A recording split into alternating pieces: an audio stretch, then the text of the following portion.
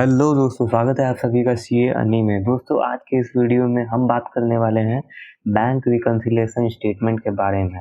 दोस्तों, आज की इस वीडियो में मैं बहुत शॉर्ट ड्यूरेशन में आपको बैंक रिकन्सिलिएशन स्टेटमेंट का मतलब, कॉन्सेप्ट्स और ट्रिक्स बिल्कुल कम से कम समय में आपको बताने जा रहा हूँ, तो इस वीडियो में अंत तक बने रहना।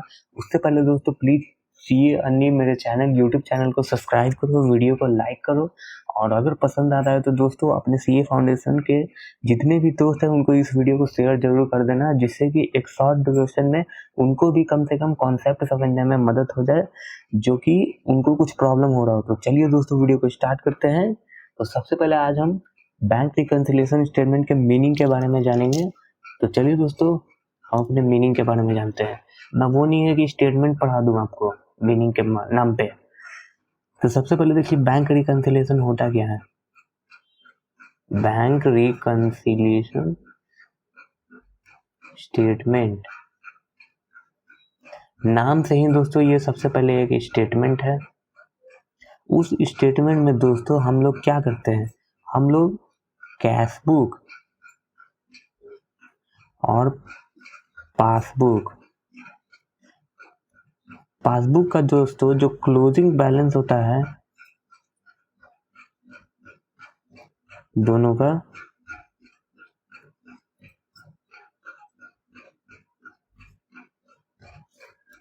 क्लोजिंग बैलेंस होता है, इसमें जो डिफरेंस आते हैं इसके लिए प्रिपेयर किया जाता है दोस्तों बैंक रिकन्सिलिएशन स्टेटमेंट। ये बहुत सिंपल लैंग्वेज में मैंने आपको बताया, जो कि बिल्कुल आप चेक कर सकते हैं, बुक में कुछ ऐसा ही होगा। तो ये था दोस्तों बीआरएस का मीनिंग। दोस्तों, मीनिंग कैसा लगा वीडियो में कमेंट सेक्शन में नीचे जरूर बताओ। अब चलिए हम बात करने वाले हैं कॉन्सेप्ट के बारे में। कॉन्सेप्ट आखिर होता क्या है इसका। तो सबसे पहले तो दोस्तों आपको कॉन्सेप्ट बताने से पहले मैं आपको थोड़ा सा इलेबोरेट कर दूं कि कैश बुक क्या होता है और पासबुक। दोस्तों, जब हम अमाउंट डिपॉजिट करते हैं तो हमारे कैश बुक में जब हम रिकॉर्ड करते हैं तो वहाँ पे हम अपने बैलेंस को बढ़ाते हैं, और अगर विड्रॉ करते हैं दोस्तों तो हम अपने कैश बैलेंस को घटाते हैं, ठीक है। और इसमें भी दोस्तों पासबुक में आपने कुछ ऐसा स्टेटमेंट देखा होगा, जस्ट सेकेंड, जैसे आपने यहाँ देखा होगा पर्टिकुलर्स होता है, और यहाँ पे लिखा हुआ होता है विड्रॉल, डिपॉजिट, बैलेंस। ये छोटा सा दोस्तों मैंने एक स्टेटमेंट बनाया है, ये ऐसा कुछ पासबुक होता है। बैलेंस जितना भी डेबिट हुआ, क्रेडिट हुआ, विड्रॉल को दोस्तों पासबुक में डेबिट बोलते हैं और डिपॉजिट को क्रेडिट बोलते हैं। और इसमें दोस्तों कैश बुक में डेबिट को डिपॉजिट बोलते हैं और क्रेडिट को विड्रॉ या पेमेंट भी बोलते हैं। तो दोस्तों, ये वीडियो समझ आ रहा है कि नहीं आ रहा है, कमेंट सेक्शन में नीचे जरूर बताओ। अब चलिए, अब हम फाइनली कॉन्सेप्ट पे चलते हैं। मैं आपको बीआरएस का फॉर्मेट के साथ सॉल्व करवाऊंगा एक क्वेश्चन भी।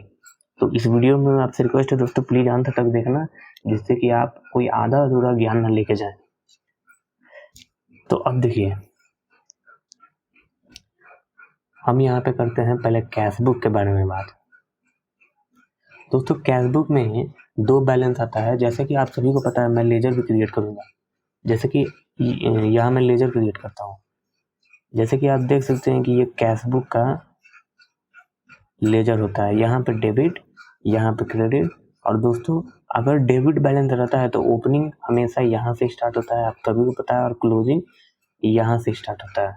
तो दोस्तों, अगर ओवरड्राफ्ट रहा तो यहाँ से स्टार्ट होगा, और क्लोजिंग रहा तो यहाँ से।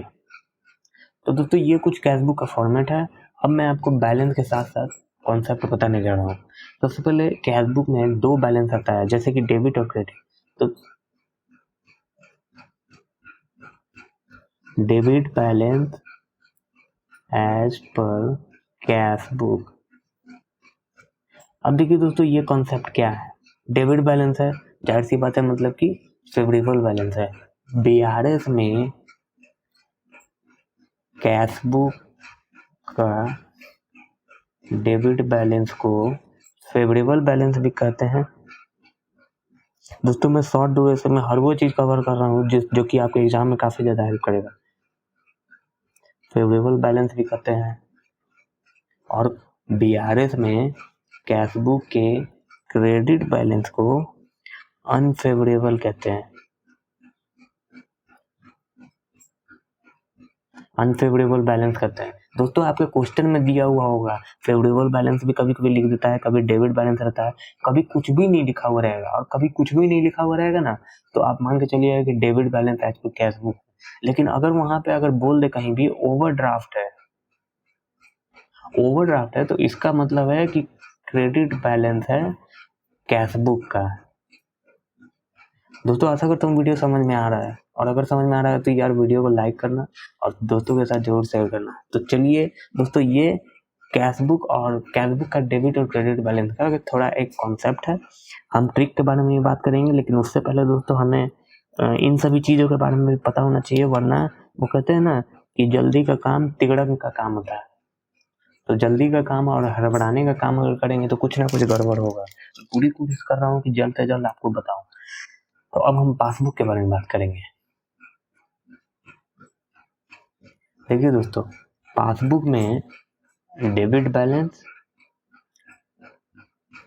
और क्रेडिट बैलेंस। अब देखिए दोस्तों, ये डेबिट बैलेंस जो है ना, ये पासबुक में अनफेवरेबल होता है।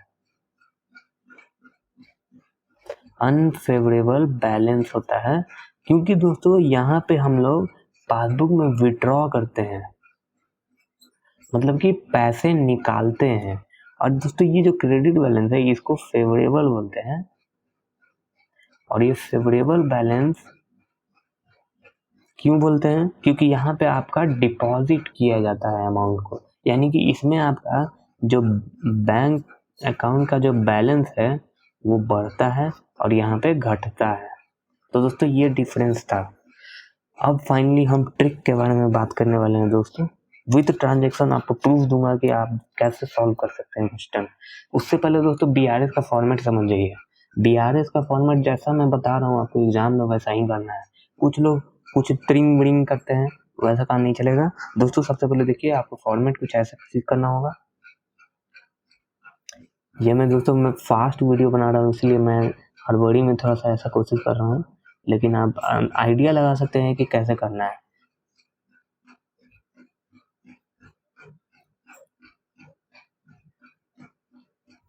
तो दोस्तों बीआरएस का कुछ ऐसा फॉर्मेट है। यहाँ पे आप जितना भी ट्रांजेक्शन है उसको लिख देंगे। सबसे पहले दोस्तों यहाँ पे स्टार्टिंग करना है बैलेंस, ओपनिंग बैलेंस। मतलब क्वेश्चन में जो बैलेंस दिया हुआ रहेगा, डेबिट बैलेंस या credit balance as per cashbook या एज पर पासबुक, उसको लेना है। उसके बाद दोस्तों यहाँ पे लिख देना है, सपोज डेबिट बैलेंस है तो debit balance as per cashbook, और ओपनिंग बैलेंस को यहाँ पे लिख देना है दोस्तों। और जितने भी ट्रांजेक्शन है उनको यहाँ पे लिख के, कोई घट रहा है तो उसको घटा देना है, कोई बढ़ रहा है तो इधर बढ़ा देना है। लेकिन आपको यहाँ पे अगर मान लीजिए कुछ घट रहा है तो यहाँ पे घटने वाला अमाउंट को लिखकर ऐसे साइन जरूर देना है, ताकि एग्जामिनर को इजीली पता चल सके कि इस बच्चे ने घटाने का साइन भी दिया है। तो दोस्तों ये कुछ बीआरएस का फॉर्मेट था। अब ट्रिक पे चलते हैं फाइनली, जिसके लिए आप इस वीडियो पे आए हैं। इसलिए मैं कम से कम समय में इस वीडियो को बनाने जा रहा हूँ। आशा करता हूँ वीडियो पसंद आ रहा होगा। अगर पसंद आया तो प्लीज़ यार चैनल को सब्सक्राइब करना। काफ़ी ज़्यादा वीडियो बना रहा हूँ लेकिन कोई सब्सक्राइब नहीं कर रहा है। मैं ये चैनल क्रिएट करने का मेरा पर्पज़ ही था कि मैं आपकी मदद कर पाऊँ। तो चलिए ट्रिक के बारे में बात करते हैं। सपोज हम चारों बैलेंस अब लेते हैं।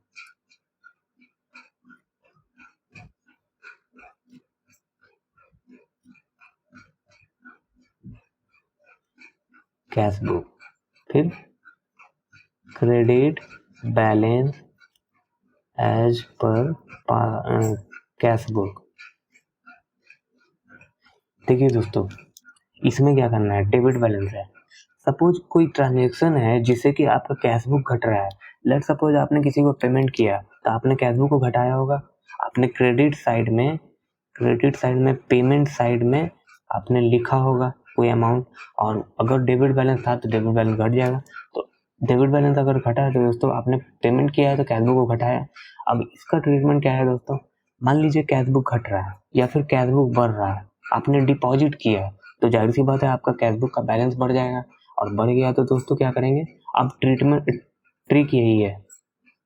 देखिए दोस्तों, आपने पेमेंट किया तो आपका कैशबुक घट गया, अब आपका कैशबुक घटा हुआ है तो डेबिट बैलेंस रहे तो सिंपली आप बढ़ा दीजिए, ये ट्रिक था।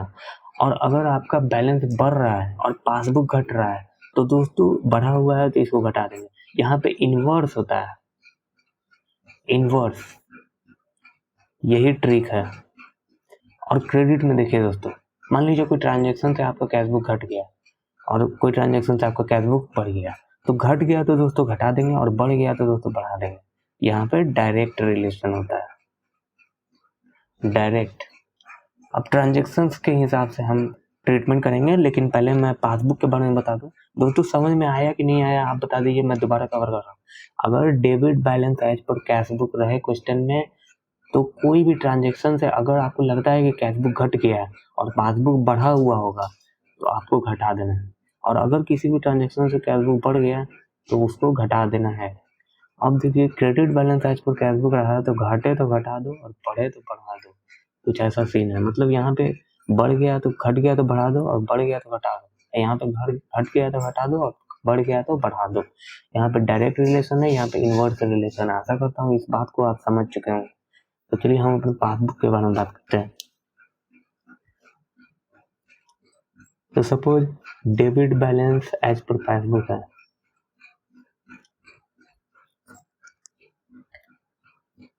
Debit balance as per passbook है और यहाँ पे क्रेडिट बैलेंस है।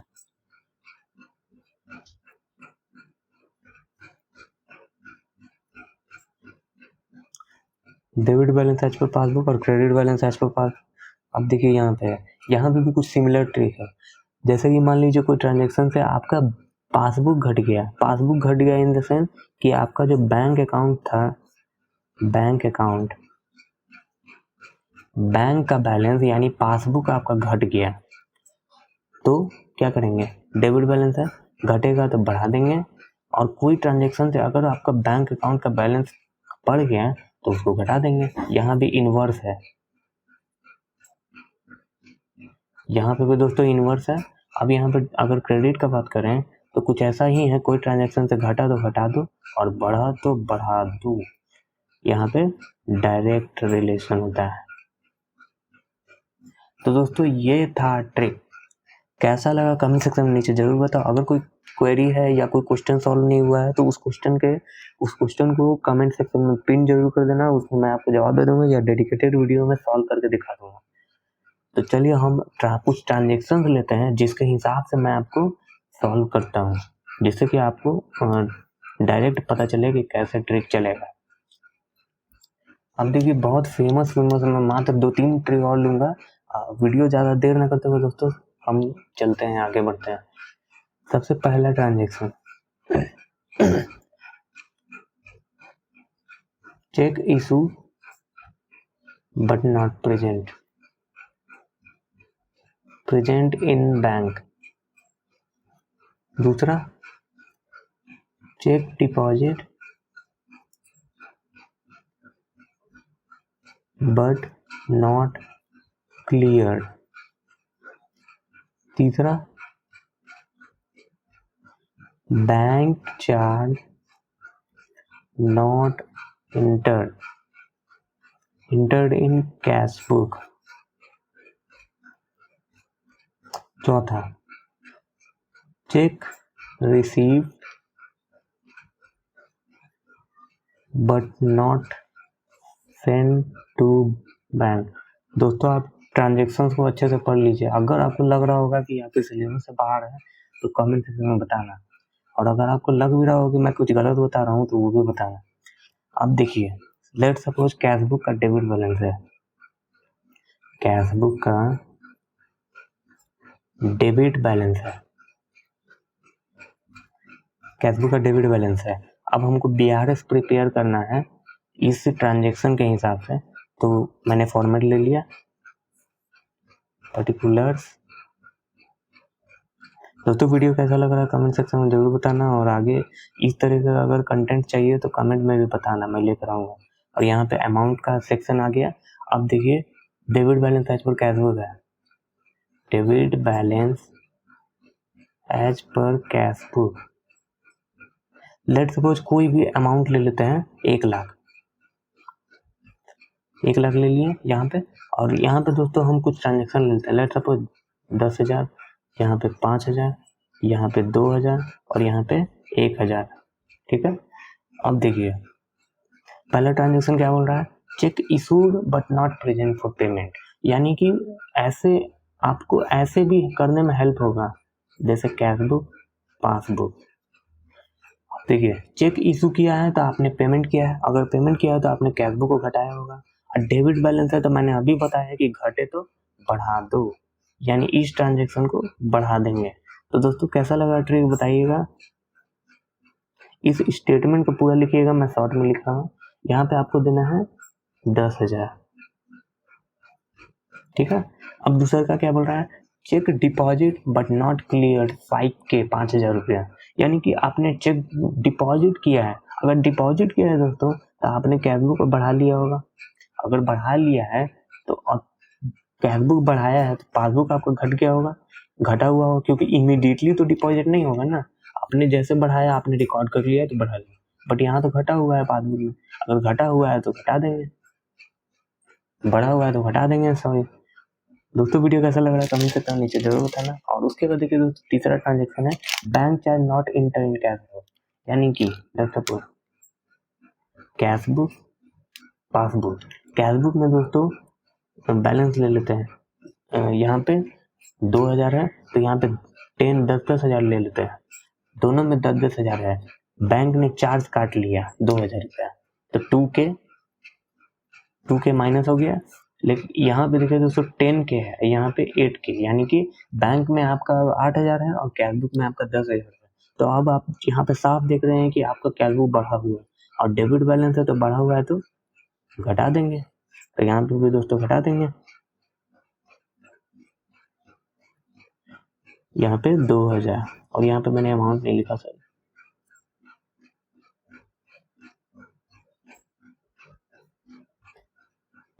के 10,000।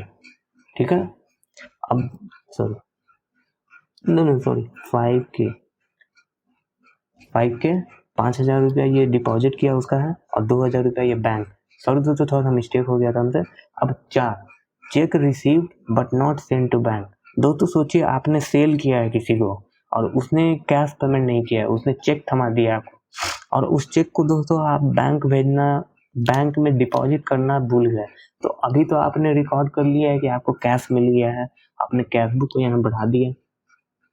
यहाँ पे आप देखिए ये आपका 1K है, तो मान के चलते हैं हम 2,000 बैलेंस ले लेते हैं। अब देखिए दोस्तों आपने किसी को क्रेडिट सेल किया, अगर क्रेडिट सेल किया उसने कैश पेमेंट नहीं किया तो चेक दे दिया आपको, तो आपने यहाँ पे प्लस कर दिया 1,000। और यहाँ पे दोस्तों आपने बैंक भेजा ही नहीं, तो आपका पासबुक तो बड़ा जस के तस रह गया, लेकिन आपने अपने कैशबुक को बढ़ा दिया। तो यहाँ पे साफ देख रहे हैं कि कैशबुक आपका बढ़ा हुआ है और पासबुक आपका घटा हुआ है। तो आपका बढ़ा हुआ है तो दोस्तों घटा देंगे, तो यहाँ पे भी वही करेंगे, घटा देंगे। Cheque receive but not send to bank. Okay दोस्तों, अब यहाँ पे 1,000, जैसा कि दोस्तों मैंने आपको कहा था कि घटाने वाला को ऐसे एरो दे देना है, घटाने वाले को, और प्लस करने वाले को जस्ट के तस रख देना है। अब यहाँ पे ओपनिंग बैलेंस है 1,00,000। सबसे पहले हम इस ऐड करने वाले बैलेंस को ले लेंगे, यानी 10 और 5 15,000। अब यहाँ पे दोस्तों यहाँ पे पहले ऐड करेंगे, 1,15,000 हो गया।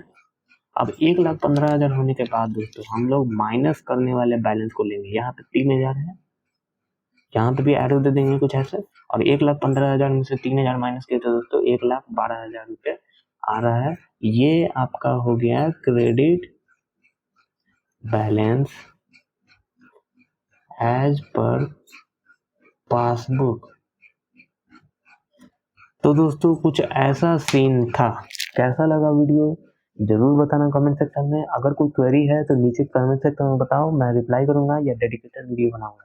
दोस्तों आशा करता हूँ वीडियो पसंद आया। प्लीज़ यार चैनल को सब्सक्राइब करो लाल बटन दबा के, वीडियो को लाइक करो और सीए फाउंडेशन के दिसंबर 2022 के एग्ज़ाम में जो भी एग्ज़ाम दे रहे हो उसको ये वीडियो ज़रूर शेयर कर देना। चलिए दोस्तों इस वीडियो को यहीं समाप्त करते हैं। तब तक के लिए जय हिंद।